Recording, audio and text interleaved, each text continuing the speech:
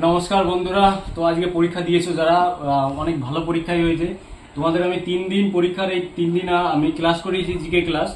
তো জিকে ক্লাসের আমি 4টে কোশ্চেন দেখলাম, 3টে চ্যাপ্টারের 4টে কোশ্চেনই কমন এসছে। তো খুব নর্মালি কোশ্চেন এসছে। আর আমি যে কোশ্চেন পেপারটা পরীক্ষায় যারা পাওনি, আমার কোশ্চেন পেপারটা আমি টেলিগ্রামে লিঙ্ক দিয়ে দেবো, ওখান থেকে তোমরা ডাউনলোড করে নিও, ঠিক আছে? তো আমি ডিউটির পারপাসে তোমাদের সঙ্গে সময় দিতে পারছি না, তার মাঝখানে যতটুকু সময় পাই তোমাদের দিই।